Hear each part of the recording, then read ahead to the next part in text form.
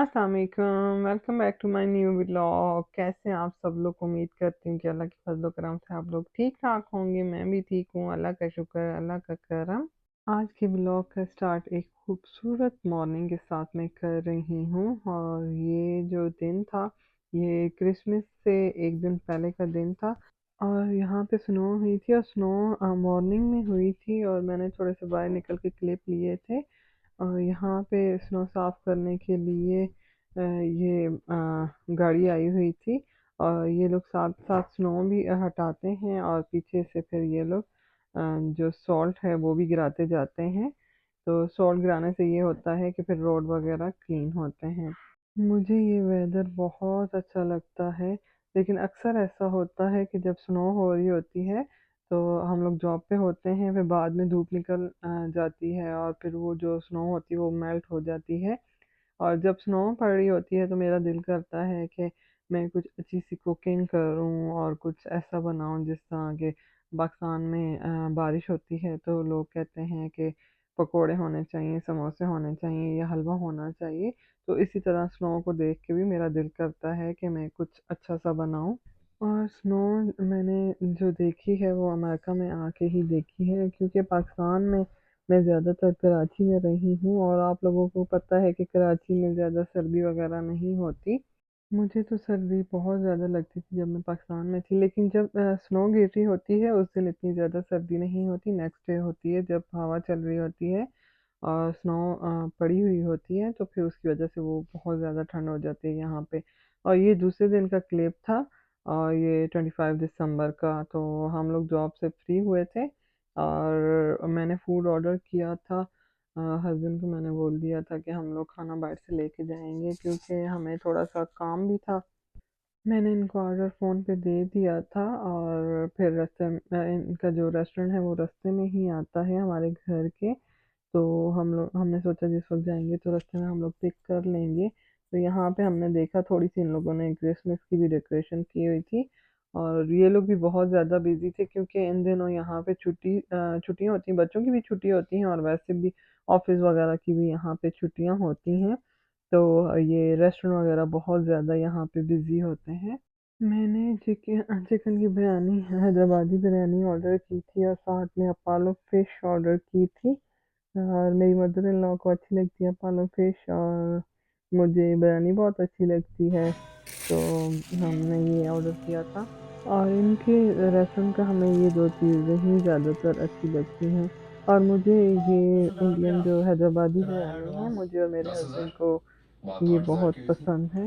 अगर आप लोगों ने इंडियन हैदराबादी बिरयानी नहीं खाई हुई, तो एक दफ़ा आप लोग भी ज़रूर ट्राई कीजिएगा, बहुत ही टेस्टी होती है इनकी ये वाली बिरयानी। फिर हम लोग घर आए तो हस्बैंड पीछे से स्नो क्लीन करने लग गए। यहाँ पे हल्की-फुल्की स्नो हुई थी और फिर ये होता है कि अगर यहाँ पे इसको साफ़ ना किया जाए तो फिर स्लिपरी बन जाती है और फिर जब स्लिपरी बन जाती है तो आपका फिसलने का डर होता है। तो इसीलिए क्योंकि हम लोग सुबह-सुबह जाते हैं तो उस वक़्त फिर अंधेरा ही होता है, नज़र कुछ भी नहीं आता।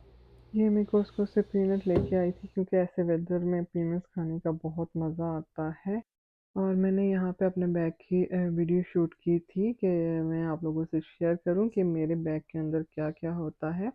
तो ये मेरा हैंडबैग है जिसमें एक ये जो मेरा वॉलेट है और वॉलेट में कार्ड होते हैं और मेरा कुछ कैश होता है और ये जो बैग है ये मेरा मेकअप का बैग है और इसके अंदर जो मेरा सारा मेकअप है वो पड़ा हुआ है और आप देख सकते हैं कि इसमें क्या-क्या पड़ा हुआ है। मैंने कंसीलर रखा हुआ है, लिपस्टिक रखी हुई हैं, सनस्क्रीन रखी हुई हैं और इसमें था हैंड क्रीम थी ब्लश ऑन था, काजल पेंसिल थी लिप पेंसिल थी, काजल था।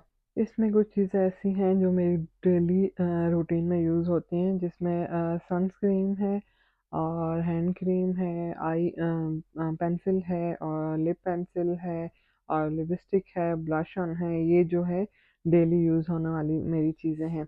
और ये कवर गर्ल क्या ये स्किन प्रोटेक्टर एसेंस है और ये जब से मैं यूज़ करने लगी हूँ और मुझे तो ये इतना ज़्यादा पसंद आया है और बहुत ही जैसे लाइट वेट सा है। लगता ही नहीं है कि आपने कोई बेस बनाई हुई है या कुछ। लाइट सी ग्लो इसमें आती है, ज़्यादा ग्लोई नहीं है, लेकिन बहुत अच्छा लगता है। मैं पहले मेबलिन की चीज़ें यूज़ करती थी, लेकिन आहिस्ता-आहिस्ता मैं अपनी जो चीज़ें हैं वो चेंज कर रही हूँ और ये मेबलिन की जो पहले की पड़ी हुई वो तो मैं यूज़ कर रही हूँ, लेकिन जो नई चीज़ें मैं बाय करती हूँ, वो ट्राई करती हूँ कि मैं कुछ डिफरेंट बाय करूँ। तो मैं मेबलिन का पहले मैं बीबी क्रीम यूज़ कर रही थी, वो मुझे बहुत ज़्यादा पसंद थी। फिर मैंने गर्ल वालों की बीबी क्रीम ली है और फिर उसके बाद वो भी अच्छी थी, लेकिन ये जो अभी मैं स्किन प्रोटेक्ट एसेंस जो मैं यूज़ कर रही हूँ वो इनका मुझे बहुत ज़्यादा पसंद आया है। और मेरी स्किन ऐसी है कि मेरी स्किन पे हर चीज़ सूट नहीं करती, तो मैं देख के ही चीज़ें लेती हूँ कि क्योंकि मुझे अपनी स्किन के बहुत ज़्यादा हेवी जो बेस होती है वो नहीं चाहिए होती और मैं चाहती हूँ कि मैं ऐसी बेस बनाऊँ कि नेचुरल लगे, लगे नहीं कि आपने कुछ बहुत ज़्यादा अपनी स्किन पे लगाया हुआ है। और इसमें कुछ चीज़ें जो हैं मैं पाकिस्तान से भी लेके आई थी, ये सामने आपको आईलाइनर नज़र आ रहा होगा वो पाकिस्तान का है। और ये मैं काजल लेके आई थी, वो भी रिवाज यूके का लेके आई थी और इस मरतबा पाकिस्तान गई थी तो वो मुझे बिल्कुल नहीं पसंद आया, क्योंकि ये जो काजल है मैं लगाती हूँ तो इनका काजल बिल्कुल फैल जाता है, जो कि मुझे बिल्कुल नहीं पसंद। फिर जी चलती हूँ रेसिपी की तरफ, तो यहाँ पे मैं बनाने लगी थी मटन। और मटन में पालक गोश्त बनाऊँगी, क्योंकि आजकल जो है हमारा दिल नहीं कर रहा मीट वग़ैरह खाने को। मैंने सोचा कि पालक डाल लेती हूँ, हो सकता है कि खा लें। और यहाँ पे मैंने मटन लिया था, उसमें मैंने ऑनियन ऐड किए थे और गार्लिक ऐड किया था और रेड चिली मैंने इसमें डाली थी, टर्मरिक पाउडर डाला था, सॉल्ट डाला था और मैंने इसमें टमाटर ऐड कर दिए थे और टमाटरों का मैंने छिलका उतार दिया था और इनको गोल-गोल काट लिया था। अब मैंने इसमें 1 कप पानी ऐड कर दिया था और फिर मैं इसको कवर करके रख दूँगी और 15 मिनट का इसका मैं प्रेशर लगा दूँगी। यहाँ पे जो मीट है वो बहुत जल्दी गल जाता है और मेरे तो 15 मिनट लगते हैं, अक्सर 15 मिनट से कम भी लग जाते हैं। और अब मैं इसमें ऑयल ऐड करूँगी और इसकी अच्छी तरह से भुनाई कर दूँगी।